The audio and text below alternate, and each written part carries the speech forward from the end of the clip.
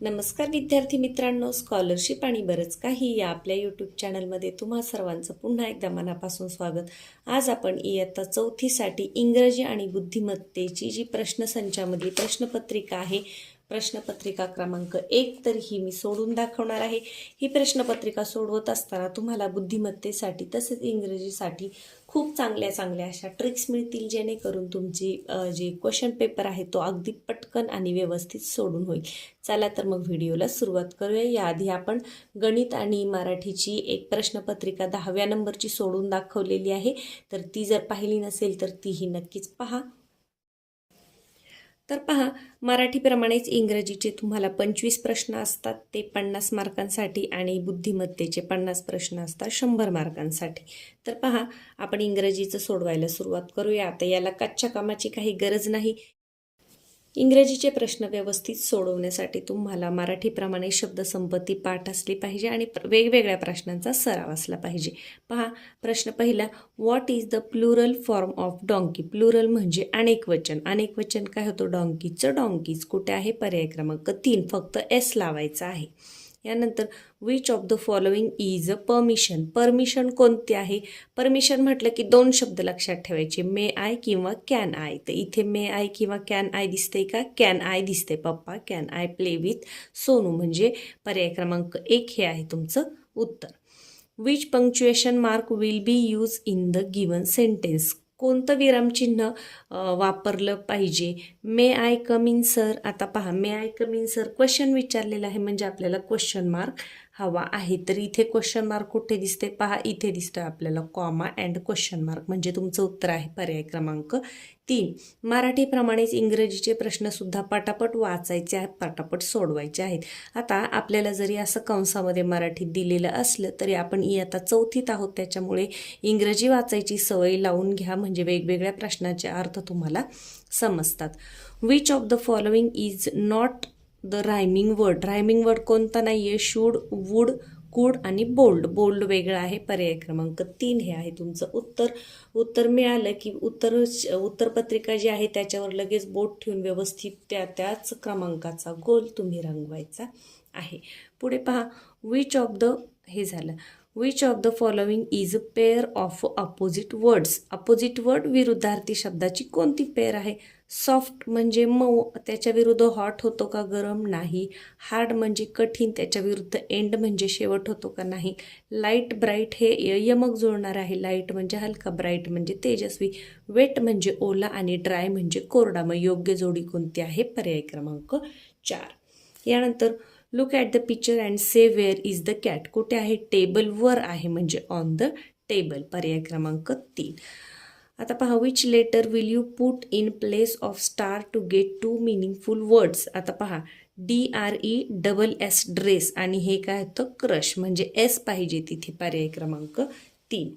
यानंतर, which of the following sets of words is in the correct alphabetical order? Alphabetical म्हणजे ABCD प्रमाणे तुम्हाला कोणतं याच्यातला ग्रुप बरोबर आहे ते सांगायचं. आता पहा, आर, इथे FF कॉमन आहे, परंतु आर आयच्या नंतर येतो, पहिला आर दिले म्हणजे हे येणार नाही. यानंतर SU पहिलं दिलं आणि ए नंतर दिलंय, म्हणजे हे पण येणार नाही. ए पहिलं दिलंय ओ, आणि ओ नंतर ई येतो का? एन सारखा आहे, पहिलं अक्षर सारखं असलं ना की दुसरं अक्षर बघायचं, दुसरं सारखं असलं की तिसरं बघायचं आणि त्याच्यावरून ठरवायचं. मग इथे पहा, मॅन, मँगो आणि मून हे मात्र मग काय येते? अल्फाबेटिकली, म्हणजे ABCD प्रमाणे येत आहे. पर्याय क्रमांक 3. यानंतर, to complete the motto, motto म्हणजे ब्रीदवाक्य किंवा घोषवाक्य. Which alternative is useful? Health is काय? हेल्थ इज वेल्थ, म्हणजे शरीर हीच काय आहे? आपली संपत्ती आहे. हॉट म्हणजे गरम, डेथ म्हणजे मृत्यू, क्लबचा काही अर्थच होत नाही. वेल्थ म्हणजे, हेल्थ इज वेल्थ. यानंतर, select the correct alternative that the point of direction are joint in the correct form. म्हणजे पहा, राईट, डाऊन, लेफ्ट, अप. आता डाऊन, राईट, डाऊन, लेफ्ट, तर बाणाच्या खुणा ज्या आहेत त्या आपल्याला योग्य ओळखायच्या आहेत. तर पहा, आपल्या 4 नंबरमध्ये दिसते. पहा, राईट म्हणजे उजव्या बाजूला जो आपला लिहिण्याचा हात असतो ती उजवी बाजू असते, जो आपला डावा हात असतो ती डावी बाजू असते. यानंतर डाऊन, लेफ्ट आणि अप म्हणजे पर्याय क्रमांक 4. यानंतर, which word is related with rice. राईसशी रिलेटेड शब्द कोणता आहे? ब्रेड म्हणजे भाकरी, वीट म्हणजे गहू, दाल आणि घी म्हणजे तूप. मग काय येते? राईस आणि दाल म्हणतो आपण, म्हणजे पर्याय क्रमांक 3. Select the action word related with the picture given below. Action word निवडायचं आहे. काय करत आहे? पीत आहे काहीतरी, म्हणजे टू ड्रिंक. पर्याय क्रमांक 1. Which of the sound made by the animal is correct. आता पहा, क्रो काउज म्हणजे कावळ्याची काव, हे बरोबर आहे. डॉग स्नॉर्ट नसतं, आऊल येल्ट नसतं, आऊलचं हूट आहे.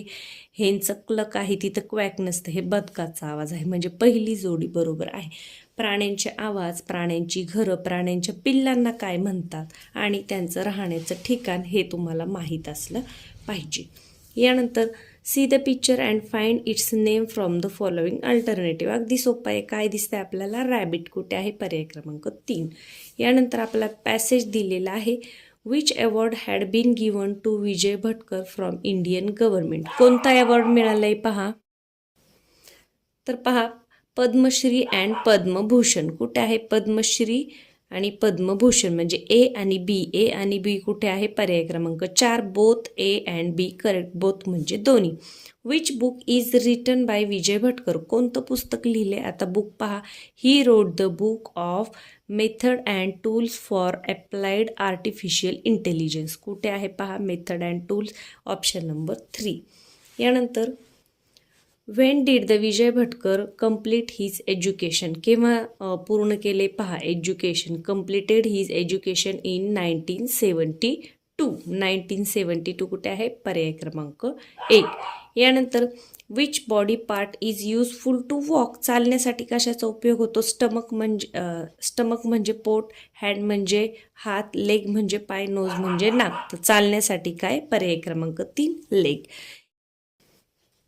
If 12th then 29. आता 12th म्हणजे हे काय? 12th लिहिताना म्हणजे जसं आपण क्रमवार लिहितो फर्स्ट सेकंड, तर 12च्या स्पेलिंगमध्ये एफ असतो, हे लक्षात ठेवा. मग हे काय आहे? 29th. कुठे आहे? 29th इथे आहे. पर्याय क्रमांक 1. Which of the following month containing 30 days. कोणत्या महिन्यामध्ये 30 दिवस असतात? जानेवारीमध्ये 31, एप्रिलमध्ये 30, नोव्हेंबरमध्ये 30, फेब्रुवारीमध्ये नाही, म्हणजे बी आणि सी कुठे आहे? पर्याय क्रमांक 2.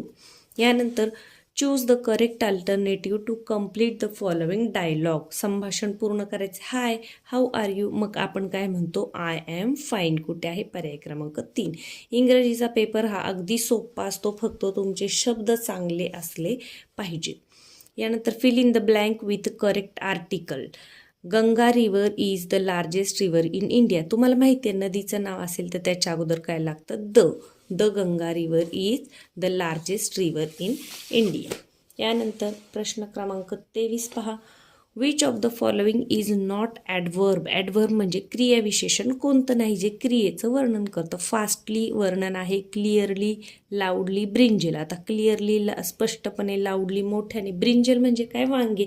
हे तर फळभाजीचं नाव आहे, म्हणजे याचं उत्तर काय आहे? पर्याय क्रमांक 4. यानंतर read the following advertisement and answer the given questions. जाहिरात वाचून प्रश्नांची उत्तर लिहायची. Which product does the given advertise related with. कशाशी संबंधित आहे? कशाशी? रंजना साडी सेंटर म्हणजे साडीशी. पर्याय क्रमांक 2. यानंतर in which city the Ranjana sari centre is located. कोणती सिटी आहे? तर खाली नेहमी पत्ता पाहायचा. कुठे आहे? नाशिक. कुठे आहे? नाशिक. पर्याय क्रमांक 4. आता इंग्रजीचं आपलं पटापट सोडून झालेलं आहे. आता आपण बुद्धिमत्तेकडे वळत आहोत आणि आपल्याला आता कच्चं काम करायचं आहे. इंग्रजीचा पेपर जेवढा पटापट सोडू तेवढं मग आपल्याला काय होतं? बुद्धिमत्तेचे जे आपल्याला कठीण वाटणारे प्रश्न आहेत त्यांच्यासाठी आपल्याला वेळ मिळतो. तर चला पाहूया पहिला प्रश्न. दिलेल्या इंग्रजी अक्षरमालेतून CAT कॅट या अर्थाचा शब्द होण्यासाठी डावीकडून उजवीकडे कोणत्या क्रमांकाचे? डावीकडून म्हणजे इकडे, उजवीकडून म्हणजे इकडून. अक्षरमाला कुठे आहे? वरती दिली. आता बघा, CAT म्हणजे सी किती नंबर? 3 आणि A किती नंबर? 1. मग 3-1 आपल्याला कुठं दिसते? 3-1 दिसणारा एकच पर्याय आहे, पर्याय क्रमांक 3. इथे जास्त जुळवत बसायचं नाही, पर्यायावर नजर फिरवायची आणि पटापट उत्तराकडे जायचं आहे. आता पहा, माधवच्या दुप्पट मोहनकडे व मोहनच्या दुप्पट रोहनकडे रुपये आहेत. तिघांजवळील रुपये 700 असल्यास रोहनकडे एकूण रुपये किती? अशा प्रश्नांना काय करायचं, जे माहीत नाही त्याच्याबद्दल आपण एक्स घेतलाय, एक्स घ्यायचं आहे. माधवकडे किती आहेत? समजा माधवकडे एक्स आहेत. माधवच्या दुप्पट कोणाकडे आहेत? मोहनकडे आहेत. मग माधवकडे एक्स दुप्पट म्हणजे मग 2x. आणि मोहनच्या दुप्पट कोणाकडे आहेत? रोहनकडे आहेत. तर मोहनच्या दुप्पट 2ची दुप्पट किती? 4, म्हणून 4x कोणाकडे आहेत? रोहनकडे. तिघांजवळील एकूण किती आहेत? 700 आहेत. म्हणजे आपण काय करायचे, यांची बेरीज करायची आहे 700. आता पहा, इथे काहीच नाही म्हणजे 1 असतो. 1x 2x आणि 4x म्हणजे किती झाले? 4 5 6 आणि 1 7 म्हणजे 7x बरोबर 700. आणि मग काय करायचं, x एका बाजूला ठेवायचा आणि हे 7 आपण पलीकडे पाठवून द्यायचे आहेत. म्हणजे 7 1 7 म्हणजे एक्सची किंमत किती आलेली आहे? 100 आलेली आहे. एक्स बरोबर 100 रुपये. म्हणजे माधवकडे किती होते? 100. मोहनकडे किती होते? 2 गुणिले 100 म्हणजे 200. आणि रोहनकडे किती होते? 4 गुणिले 100 म्हणजे 400. कसं करायचे?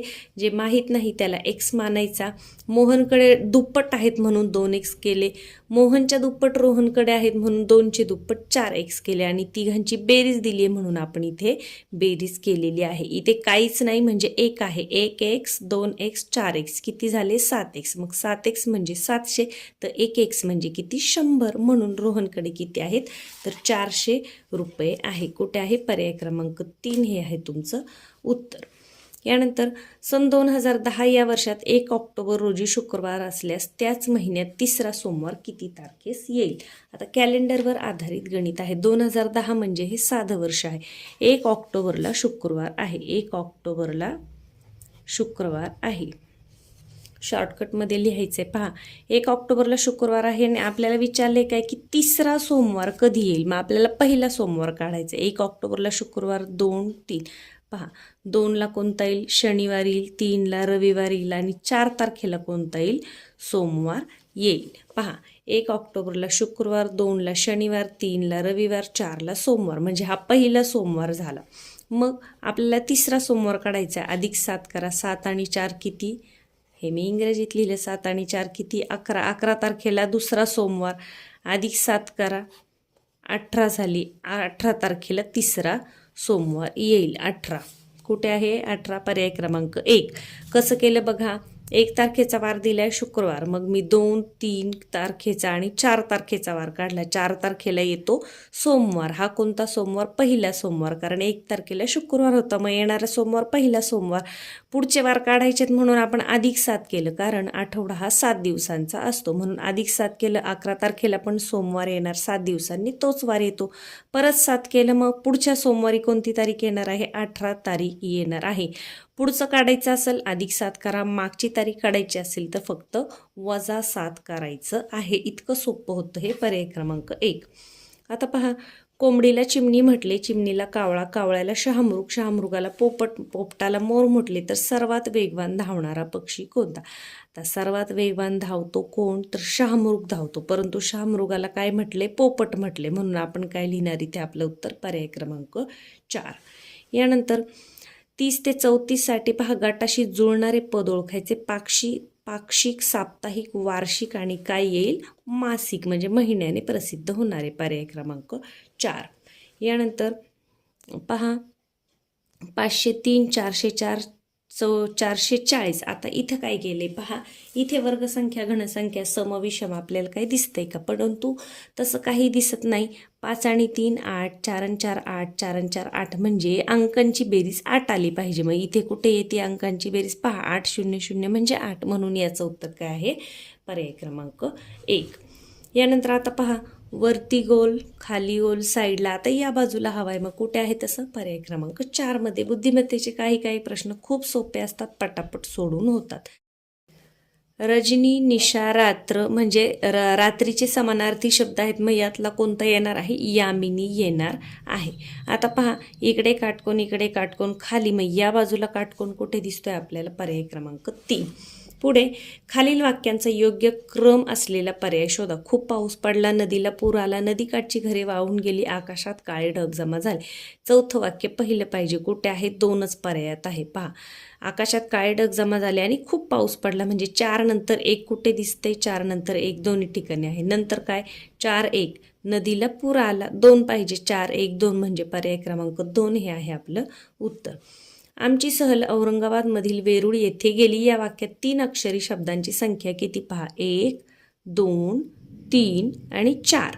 4 शब्द आहेत पर्याय क्रमांक 1. नाहीतर काय होतं, आपण 4 मोजतो आणि चौथा पर्याय करतो, तर अशी चूक करायची नाही. 4 कुठे आहे अंक? पर्याय क्रमांक 1 मध्ये. पुढे पहा, या अंकमालिकेत 2 नंतर लगेच 3 आला आहे, पण 2 पूर्वी 5 नाही. असे किती वेळा झाले? म्हणजे 5 नाही पाहिजे आपल्याला, फक्त 23 पाहिजे. 523 नको आहे. तर पहा, फक्त 23 कुठे आहे? इथे आहे 1. यानंतर पहा, इथे 523 आलं, हे नाही धरायचं. यानंतर इथे 523 आलं म्हणजे हे पण नाही धरायचं. इथे 23 आले, 523 नाही आलं. म्हणजे किती वेळा आलेलं आहे? तर 2 वेळा आलेला आहे पर्याय क्रमांक 2. यानंतर पहा, आरशातील प्रतिमा आहे, इकडचा आय आपल्याला या बाजूला दिसला पाहिजे, तर तो कुठे दिसतोय? एकाच याच्यामध्ये दिसतोय. पहा, पर्याय क्रमांक 3. जास्त निरीक्षण न करता थोडक्यात आपल्याला इथे समजून जाते. यानंतर पहा, या बाजूची आकृती इकडे अशी पाहिजे, या साईडला. मग ती आपल्याला कुठे दिसते? पहा, या पद्धतीने वरती 2 आणि त्रिकोण म्हणजे ती इथे दिसते पर्याय क्रमांक 4 मध्ये. यानंतर सोबतच्या आकृतीमध्ये चौकोनांची संख्या त्रिकोणांच्या संख्येपेक्षा कितीने जास्त आहे? म्हणजे चौकोन मोजायचे, त्रिकोण मोजायचे. चौकोन पहा, 1 2 3 4 5 6. आता आयत हा सुद्धा एक प्रकारचा चौकोनच आहे. पहा, 1 2 3 4 5 6. नाही तर तुम्ही चौकोन म्हटलं 1 2 3 4च मोजाल, तसं करायचं नाही. त्रिकोण पहा, 1 2 3 4. तर 4 आहे. 4 आणि 6 म्हणजे 2 ने जास्त आहे. पर्याय क्रमांक 2 हे आहे तुमचं उत्तर. यानंतर तंतोतंत जुळणारी आकृती पहा, मध्ये रेष कुठे दिसते? मध्ये रेष, तर पहिलाच पर्याय आपल्याला दिसतोय. पहा, तंतोतंत जुळणारी आकृती. यानंतर याच्यासारखीच पहा, सेम टू सेम कुठे दिसते? मध्ये पोकळ असायला हवंय, तर कुठे आहे? पर्याय क्रमांक 3 मध्ये दिसते. पहा, यासारखं सेम टू सेम. इथे पहा, खालची रेष गायब आहे. म्हणजे थोडंसं व्यवस्थित निरीक्षण केलं की ह्या ज्या आकृत्या आहेत ते तुम्हाला सोप्या जातात. एका सांकेतिक भाषेत मतदान हा शब्द असा लिहितात. म्हणजे पहा, म साठी काय आहे? गोल आहे. त साठी काय आहे? फुली आहे. द साठी त्रिकोण आणि न साठी स्टार आहे. नरम, आता नरम शब्द बघा, रच्या जागी काय ठेवले? रिकामी जागा ठेवली. मग मतदार, आता मतदा हे सेम टू सेम आहे, फक्त आपल्याला रच्या जागी रिकामी जागा. म्हणजे गोल फुली म्हणजे गोल गुणिले आणि त्रिकोण कुठे आहे? पहा, वर्तुळ गुणिले आणि त्रिकोण, वर्तुळ गुणिले त्रिकोण आणि रची जागा रिकामी. पर्याय क्रमांक 2 मध्ये. याच्यासाठी कच्चं काम नाही केले तरी हे व्यवस्थित निरीक्षण करून तुम्ही करू शकता. नाही जमलं, ज्याला जमणार नाही त्याने शब्द लिहायचे आणि ते काढायचं आहे चिन्ह. पुढील संख्या मालिकेत प्रश्नचिन्हाच्या जागी क्रमाने येणारी संख्या शोधा. आता पहा, 4 16 36 100 काय दिसतंय मला? वर्ग संख्या आहेत. 2चा वर्ग 4, 4चा वर्ग 16, 6चा वर्ग 36 म्हणजे 2 2चं अंतर. मग 6 नंतर काय पाहिजे आपल्याला? 8, 8चा वर्ग आहे 64. पर्याय क्रमांक 3. एका रांगेत 35 मुली आहेत. जान्हवीचा क्रमांक उजवीकडून 20वा असेल तर तिचा क्रमांक डावीकडून कितवा? आता पहा, 35 मुली आहेत आणि जान्हवीचा उजवीकडून 20वा आहे. 35 मधून 20 गेले, किती पुढे उरल्या? 15. तिच्या पुढे जर 15 मुली आहेत तर जान्हवीचा नंबर कितवा येणार? 16वा येणार आहे. कुठे आहे? 15वा पहिलंच दिले बघा, परंतु या बाजूला तिच्या 15 मुली आहेत म्हणजे ती 16वी असणार आहे. तर कुठे आहे? पर्याय क्रमांक 2 हे आहे तुमचं उत्तर. चिन्ह मालिकेच्या जागी पहा, आता काय केलंय? कडेला 2 गुणिले, मध्ये पतंग. मग हे पुढे आणले, हे जे गुणिले आहे ते पुढे आणले म्हणजे 2 गुणिले पतंग. मग पुन्हा हे पुढे आणले. मग आता काय करावं लागेल? हा जो चौकोन आहे तो पुढे न्यावा लागेल. म्हणजे 2 पतंग आणि 2 गुणिले असं कुठे दिसते? 2 पतंग 2 गुणिले. पर्याय क्रमांक 4 मध्ये. अशा प्रकारच्या प्रश्नासाठी कोणाची जागा बदलली आहे हे पटापट लक्षात घ्यायचं आहे. यानंतर सोबतच्या आकृतीत किती त्रिकोण आहेत पहा. असं जेव्हा असतं ना, त्रिकोण मोजायच्या आपल्या ट्रिक्स आहेत. त्रिकोण मोजायला, रेषाखंड मोजायला अगदी सोपं आहे. मी एका व्हिडिओमध्ये सांगितलं पण आहे. असं जेव्हा असेल ना 1, 2 असे नंबर द्या. 2 आणि 1 3 यांची बेरीज करायची. म्हणजे हे किती त्रिकोण 1, 2 आणि हा मोठा एक 3. तर त्याचा उपयोग करूया आपण. कुठं दिसते पहा. हे जे आहे इथे 3 त्रिकोण 3, 4, 5, 6 आणि हा बाहेरचा एक मोठा 7. पहा हे 3 कारण आपण 1 आणि 2ची बेरीज केली. हे 3, 4, 5, 6 आणि हा जो मोठा एक आहे तो आहे 7वा पर्याय क्रमांक 2 हे आहे तुमचं उत्तर.